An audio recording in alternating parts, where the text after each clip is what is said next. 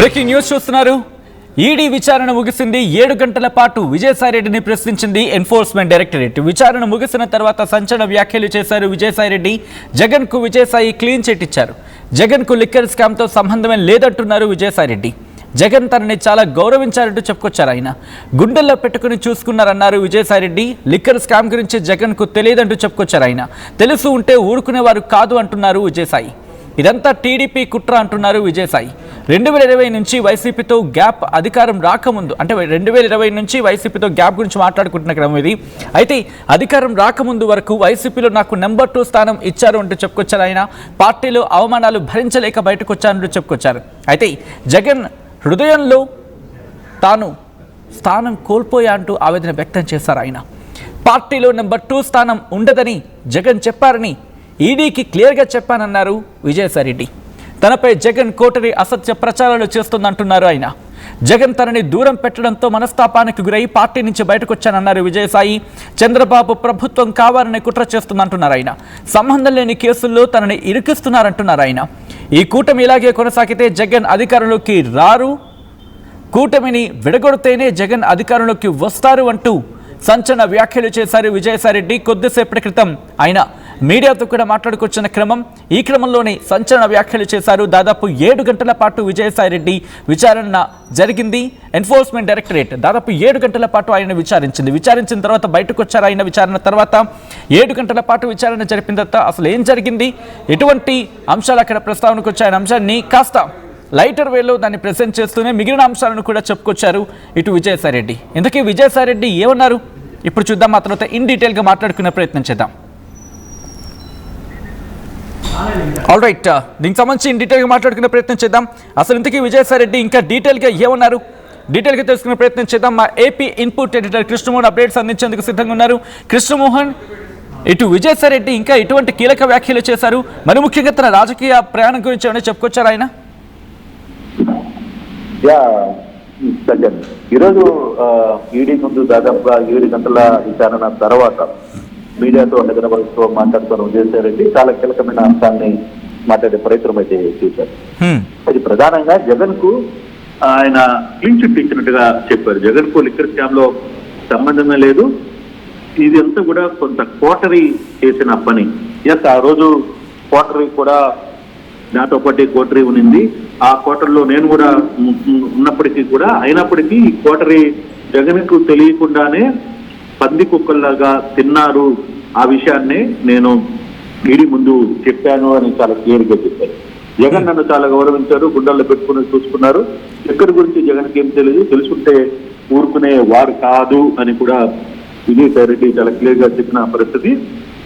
ఇప్పుడు కూటమి ప్రభుత్వం, టీడీపీ కూటమి ప్రభుత్వం చేస్తున్న కుట్రలు నా మీద ఏవైతే చేస్తుందో ఇది చాలా ఘోరమైన కుట్రలు.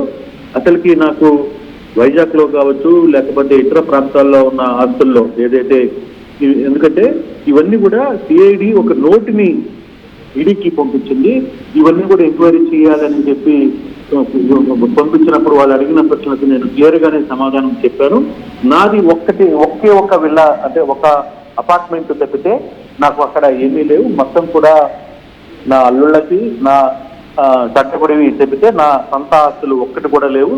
నా ఆస్తులు కానీ ఉంటే, నా ఆస్తులు వైజాగ్ లో ఉన్నట్టుగానే మీరు కానీ నిరూపిస్తే నేను శాశ్వతంగా రాజకీయాలకి దూరం అవుతానని కూడా ఈడీకి చెప్పాను. వాళ్ళని మీరు అసలుకి ఒకవేళ నేను ఈ ఆస్తులు కొనుంటే ఆ డబ్బులు ఎక్కడి నుంచి నాకు వచ్చాయో కూడా మీరు ఎంక్వైరీ చేయాలని కూడా ఈడీతో కోరాను అనేది విజయసాయిరెడ్డి చాలా క్లియర్ గా చెప్తూనే వచ్చారు. పార్టీలో నెంబర్ 2గా ఉన్న మీరు ఎందుకు పార్టీని వదిలేశారు అని చెప్పి అడిగారు. కానీ నేను క్లియర్ గా చెప్పాను, మా పార్టీలో నెంబర్ 2, నెంబర్ 3 అంటూ ఏమీ లేదు. ఇది జగన్ గారు చాలా క్లియర్ గా చెప్పాను.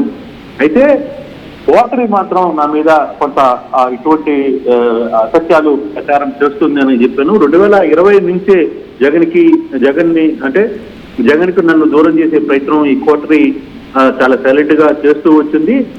వీళ్ళందరూ కూడా పందుకోకల్లాగా తినేశారు జగన్ ని అడ్డం పెట్టి అనేది ఆయన క్లియర్ గా చెప్పారు. ఈ వ్యవహారంలో జగన్ కి ఎటువంటి సంబంధం లేదనే నేను ఈడీకి క్లియర్ గా చెప్పాను. అందుకే జగన్ నన్ను దూరం పెట్టడంతో మనస్తాపానికి గురయ్యే పార్టీ నుంచి బయటకు వచ్చారని చెప్పారు. అదే సమయంలో విజయసాయి రెడ్డి చాలా కీలకమైన వ్యాఖ్యలు కూడా చేశారు. కానీ జగన్మోహన్ రెడ్డి నా మీద కొన్ని అపవాదులు చేశారు. స్వయంగా ఆయనే మాట్లాడుతూ నేను అమ్ముడిపోయాను, నేను అంటే కూటమికి అమ్ముడిపోయాను అని చెప్పి చేసిన వ్యాఖ్యల్ని జగన్మోహన్ రెడ్డి వెనక్కి తీసుకోవాల్సిందే. ఆ ఆహారంలో నాకు ఎటువంటి ఇబ్బంది లేదు. ఖచ్చితంగా జగన్మోహన్ రెడ్డి ఆ వ్యాఖ్యలు నా పట్ల చేయడం నాకు చాలా బాధించింది. అది వెనక్కి తీసుకోవాలి. దేవుడు సాక్షిగా, వెంకటేశ్వర స్వామి సాక్షిగా నేను ఎటువంటి పనులు కానీ చేస్తుంటే నేను ఆ ఆహారంలో మునిగి ఉంటాను. అయితే ఇప్పుడు చంద్రబాబు ప్రభుత్వం కావాలని నా మీద కొన్ని కుట్రలు చేస్తోంది, సంబంధం లేని కేసుల్లో నన్ను నడిపిస్తోంది. కాకినాడ కోర్టు విషయంలో కావచ్చు, ఇంకొన్ని కేసులు కూడా నన్ను ఎక్కించే ప్రయత్నం చేసింది. ఎక్కడా కూడా నాకు ఎటువంటి సంబంధాలు, నేను చాలా క్లారిటీగా ఉన్నా. అయితే ఈ సంవత్సరం రోజుల పాటు నేను అంటే రేపు జనవరి 25కి సంవత్సరం రోజులు అవుతుంది. నేను 25వ తారీఖున ఖచ్చితంగా తిరిగి నా రాజకీయ ప్రవేశం ఉండబోతుంది. ఆ రాజకీయ ప్రవేశం ఏ విధంగా ఉంటుందో, ఎలా ఉండబోతుందో అనేది నేను సహచర మిత్రులకి అంటే జర్నలిస్ట్ మిత్రులందరికీ కూడా నేను చెప్తాను అని చెప్పి చాలా క్లియర్ గా చెప్పిన పరిస్థితి. అయితే ఇప్పటికీ కోటరీ మాటలు కానీ వింటే మాత్రం సారీ ఫర్ ది ఇంటరప్షన్ ఇక్కడ కృష్ణమోహన్, అంటే తను మళ్ళీ రాజకీయ అరంగేట్రం అంటే తిరిగి మళ్ళీ రాజకీయాలకు వస్తానని చెప్పిన కాంటెక్స్ట్ ఎట్లా చూడాలి? అంటే మళ్ళీ వైసీపీలో చేరే అవకాశం ఉందని చెప్పి ఆయన ఏమైనా చెప్పకనే చెప్పే ప్రయత్నం చేశారా, లేకపోతే ఇక్కడ కూటమిని టార్గెట్ చేయడం ఉద్దేశం ఏంటి? వేరే పార్టీలు ఏమైనా ఆల్టర్నేటివ్గా చూసే ప్రయత్నం అంటే కాంగ్రెస్ కనిపిస్తుంది, లేకపోతే అఫ్ కోర్స్ కూటమిలో ఉన్న భారతీయ జనతా పార్టీలోకి ఆయన వెళ్తారని చెప్పి గతంలో కూడా చర్చ జరిగింది. ఇటువంటి చర్చకు సంబంధించి ఎటువంటి ఇక్కడ సాయి రెడ్డి చాలా క్లారిటీగా చాలా తెలివిగా మాట్లాడుతారు. ఆయన జగన్మోహన్ రెడ్డిని మెచ్చుకుంటూనే జగన్మోహన్ రెడ్డి ప్రభుత్వం ఇదే పందాలో కానీ నడిస్తే అధికారంలోకి రాదు అని వార్నింగ్ ఇస్తున్నారు. మరోవైపు కూటమికి కూడా మీరు ఇలాగే కానీ మీరు ఇట్లాంటి వ్యవహారాలు ఇప్పుడు జరుగుతున్న క్రెడిట్ చోరీ ఇట్లాంటివన్నీ కానీ చేస్తే మాత్రం మీరు అధికారంలో రానని చెప్తున్నారు. అంటే తన రాజకీయ ప్రవేశం మాత్రం ఉంటుంది.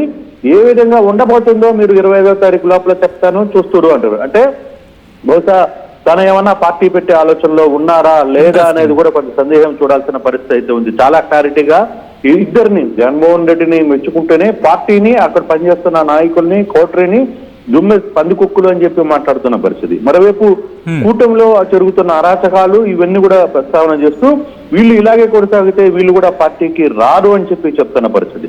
అయితే మరి కూటమిలో అన్నా వెళ్ళాలి, లేదో అక్కడన్నా వెళ్ళాలి. మరి ఎక్కడికి వెళ్లే పరిస్థితి? కూటమిలో జనసేన, బీజేపీ, మరోవైపు టీడీపీ ఉంది. ఒకవైపు జగన్ పార్టీలు అధికారంలోకి రారని చెప్తున్నారు. కూటమి కూడా ఇలా చేస్తే కూటమి కూడా రాదని చెప్తున్నారు. కూటమి ప్రభుత్వాన్ని చెప్తున్నారు, చంద్రబాబు చెప్తున్నారు. సో అటువంటిప్పుడు ఇంకా ఆప్షన్ ఏంటి? స్వయానా ఒక పార్టీ పెట్టబోతున్నారా అన్న ఒక ఆలోచన కూడా వస్తోంది. అతని సన్నిహితుల దగ్గర నుంచి కూడా ఆలోచన ఉంది అనేది కూడా ఒక సమాచారం అయితే అందుతుంది. బహుశా ఆ ఆలోచనతోనే ఆయన నేను తిరిగి రాజకీయ ప్రవేశం చేయబోతున్నాను, ఆ రాజకీయ ప్రవేశం ఏ విధంగా ఉండబోతుంది అనేది కూడా ఆయన చెప్తున్న మాటలు. దీన్ని చాలా సీరియస్ గా తీసుకోవాల్సిన పరిస్థితి. మళ్ళీ ఆంధ్రప్రదేశ్ లో మరో కొత్త రాజకీయ పార్టీకి స్కోప్ ఉందా, రావడానికి ఏమన్నా స్కోప్ ఉందా అని కూడా మనం ఆలోచించాల్సిన పరిస్థితి అయితే చాలా స్పష్టంగా కనబడుతుంది. ఆ దిశగానే ఆయన ఈ వ్యాఖ్యలు చేస్తున్నట్టుగా మనకు అర్థమవుతుంది. కానీ ఎక్కడ కూడా జగన్ ఇరికిచ్చే ప్రయత్నం చేయలేదు. ఆయన కోటరీలో ఎవరెవరు పందికొక్కుల్లా తిన్నారు అనే వ్యవహారం మీదనే ఆయన చెప్తూ వస్తున్నారు. ఆ దిశగానే కొంత ఇన్ఫర్మేషన్ ఈడీకి ఇచ్చారు అనేది చాలా క్లారిటీగా ఉంది. అసలు ఏం జరిగింది, ఎటువంటి పరిస్థితుల్లో తన దగ్గర ఉన్న రికార్డ్స్ ఏంటి అన్ని కూడా నేను ఈడీకి ఇచ్చాను, మీరు ఎంక్వైరీ చేసుకోండి, తిరిగి మీరు రికార్డ్ చేసుకుంటారా లేదా అనేది కొన్ని విషయాలు ఇప్పుడు రికార్డ్ చేసుకోకపోయినా రెండోసారి కూడా నన్ను పిలిచే అవకాశం ఉంది. పిలిచినప్పుడు నేను ఆ విషయాలన్నీ కూడా పూర్తిగా చెప్తానని చెప్పి సాయిరెడ్డి చెప్తున్న పరిస్థితి. అంటే సాయిరెడ్డి బహుశా తన రాజకీయ అరంగేట్రం, రాజకీయ ప్రవేశం పూర్తిగా కూడా సొంతంగా చేయబోతున్నారా అన్న ఒక చర్చ అయితే మనకు అర్థమవుతుంది. ఆయన మాటల్లో చాలా క్లారిటీ ఉంది. ఒకటి, జగన్ ని ఇలాగే నడుచుకుంటే జగన్మోహన్ రెడ్డి వైఎస్ఆర్సీపీ పార్టీలో రాదని చెప్పి చెప్పడం, రెండవది కూటమి కూడా వచ్చే అవకాశాలు లేవని చెప్పి చెప్పడం. సో అంటే రెండు పార్టీలకి దూరంగా నేను సరికొత్త రాజకీయ పార్టీని చేయబోతున్నాననే ఒక అంశాన్ని ఏమన్నా చెప్పబోతున్నారా అనేది తన మాటల్లో గూఢంగా పరిశీలిస్తే కొంత అర్థమయ్యే పరిస్థితి కనబడుతుంది. వెయిట్, ఐ రిక్వెస్ట్ ఒక్కసారి మీ లైన్లో ఉండే ప్రయత్నం చేయండి కృష్ణమోహన్. ఇదే అంశానికి సంబంధించి విజయసాయి రెడ్డి రియాక్ట్ అయిన బయట మనం ప్లే చేయబోతున్నాం. అసలు ఇంతకీ విజయసాయి రెడ్డి ఏమంటున్నారు? విజయసాయిరెడ్డి ఇంటెన్షన్ ఏంటి? ఎందుకంటే ఈ రోజు మాట్లాడిన మాటలు చాలా ఇంట్రెస్టింగ్. ఎందుకంటే ఇటు వైసీపీని ఆయన విమర్శించారు, బట్ వైసీపీని విమర్శించినప్పటికీ కూడా జగన్ ఎక్కడ పూర్తి స్థాయిలో విమర్శించిన దాఖలాలు కనిపించట్లేదు అనేది వినిపిస్తున్న మాట. ఇదే కోణంలో ఇటు టీడీపీకి సంబంధించి అంటే కూటమి ప్రభుత్వాన్ని కూడా టార్గెట్ చేశారు. ఇవన్నీ గురించి మాట్లాడుతున్న క్రమంలోనే తన రాజకీయ అరంగేట్రం గురించి కూడా ప్రస్తావించారు. ఇన్ని మిళితమే ఉన్నాయి. ఈ రోజు ఆయన ప్రెస్ మీటింగ్ కావచ్చు, లేకపోతే ప్రెస్ అడ్రస్ చేస్తూ మాట్లాడిన క్రమంలో ఆయన చేసిన వ్యాఖ్యలు ఇంట్రెస్టింగ్గా మాత్రం ఒకసారి మీరు కూడా వినండి, ఆ తర్వాత ఇన్ డీటెయిల్గా మాట్లాడుకునే ప్రయత్నం చేద్దాం. ఇది సత్యం. నేను నమ్మినటువంటి ఆ వెంకటేశ్వర స్వామి సాక్షిగా చెప్తా ఉన్నాను, 2020 నుంచి నేను సైడ్ లైన్ కాబడ్డాను అన్నటువంటి విషయం. ఇదే విషయం నేను చెప్పడం జరిగింది. ఇక లిక్కర్ స్కామ్ జరిగిందా లేదా అన్నటువంటి విషయానికి వస్తే నేను ఒక్కటే చెప్పాను. అప్పట్లో మా అధినాయకుడు జగన్మోహన్ రెడ్డి గారికి తెలిసి అటువంటి స్కామ్ ఏమీ జరిగి ఉండదు. జగన్మోహన్ రెడ్డి గారికి కానీ తెలిసి అటువంటి స్కామ్ జరిగితే ఆయన ఊరుకోరు. నాకు తెలిసి అటువంటి స్కామ్ నా దృష్టిలో లేదు అన్నటువంటి విషయాన్ని నేను స్పష్టంగా చెప్పడం జరిగింది. అయితే దీన్ని రికార్డ్ చేయలేదు. ఎందుకనంటే భవిష్యత్తులో ఇంకొక రోజు పిలుస్తారు అనుకుంటా. ఇక కోటరీ విషయానికి వస్తే నేను చాలా స్పష్టంగా చెప్పాను, జగన్ నాకు నెంబర్ 2 నేను అనుకోవట్లేదు, నా నెంబర్ 2 స్థానం ఈ 2020 నుంచి వెళ్ళిపోయింది అన్నటువంటి విషయం. ఇక మీరు పార్టీ నుంచి ఎందుకు వదిలి వెళ్ళిపోయారు, దానికి లిక్కర్ స్కామ్ ఏదైనా కారణమా అన్నటువంటి ప్రశ్నకి, లిక్కర్ స్కామ్ అనేటువంటిది నేను నమ్మడం లేదు. జగన్మోహన్ రెడ్డి గారు ఆ లిక్కర్ స్కామ్లో ఉంటారని నేను అనుకోవట్లేదు. ఆయన హృదయంలో నేను స్థానం కోల్పోయాను కాబట్టే ఈ పార్టీలో ఇమడలేక, కోటరీ యొక్క హరాస్మెంట్ తట్టుకోలేక, ఆ అవమానాలు భరించలేక నేను పార్టీ వదిలి వెళ్ళిపోవడం జరిగింది. ఇది అధికారం అనేటటువంటిది శాశ్వతం కాదు. అప్పట్లో జగన్మోహన్ రెడ్డి గారు కూడా 2019లో అధికారంలోకి వచ్చినప్పుడు నేను 20-25 సంవత్సరాలు అధికారంలో ఉంటానని అనుకున్నారు. ఇప్పుడు చంద్రబాబు నాయుడు, లోకేష్ బాబు కూడా ఈరోజు మేము అధికారంలో 20 సంవత్సరాలు ఉంటాం అనుకుంటా ఉన్నారు. కానీ అధికారం అనేటటువంటిది ఎవరిని అట్టి పెట్టుకొని ఉండదు. ప్రజాభిమానం చూరగొన్నటువంటి వాళ్ళే అధికారంలో ఉంటారు. నేను ఇంకా కూడా చెప్తా ఉన్నాను, ఈ కోటరీ ఇలాగే కొనసాగితే జగన్మోహన్ రెడ్డి గారు అధికారంలోకి వచ్చే ప్రసక్తి లేదు. ఈ యొక్క కూటమి అలాగే కొనసాగితే జగన్మోహన్ రెడ్డి అధికారంలోకి వచ్చేటటువంటి ప్రసక్తి లేదు. ఇది సత్యం. నేను నమ్మినటువంటి ఆ వెంకటేశ్వర స్వామి సాక్షిగా చెప్తా ఉన్నాను, 2020 నుంచి నేను సైడ్ లైన్ కాబడ్డాను అన్నటువంటి విషయం. ఇదే విషయం నేను చెప్పడం జరిగింది. ఇక లిక్కర్ స్కామ్ జరిగిందా లేదా అన్నటువంటి విషయానికి వస్తే నేను ఒక్కటే చెప్పాను. అప్పట్లో మా అధినాయకుడు జగన్మోహన్ రెడ్డి గారికి తెలిసి అటువంటి స్కామ్ ఏమీ జరిగి ఉండదు. జగన్మోహన్ రెడ్డి గారికి కానీ తెలిసి అటువంటి స్కామ్ జరిగితే ఆయన ఊరుకోరు. నాకు తెలిసి అటువంటి స్కామ్ నా దృష్టిలో లేదు అన్నటువంటి విషయాన్ని నేను స్పష్టంగా చెప్పడం జరిగింది. అయితే దీన్ని రికార్డ్ చేయలేదు. ఎందుకనంటే భవిష్యత్తులో ఇంకొక రోజు పిలుస్తారు అనుకుంటా. ఇక కోటరీ విషయానికి వస్తే నేను చాలా స్పష్టంగా చెప్పాను, జగన్ నాకు నెంబర్ 2 నేను అనుకోవట్లేదు, నా నెంబర్ 2 స్థానం ఈ 2020 నుంచి వెళ్ళిపోయింది అన్నటువంటి విషయం. ఇక మీరు పార్టీ నుంచి ఎందుకు వదిలి వెళ్ళిపోయారు, దానికి లిక్కర్ స్కామ్ ఏదైనా కారణమా అన్నటువంటి ప్రశ్నకి, లిక్కర్ స్కామ్ అనేటటువంటిది నేను నమ్మడం లేదు. జగన్మోహన్ రెడ్డి గారు ఆ లిక్కర్ స్కామ్లో ఉంటారని నేను అనుకోవట్లేదు.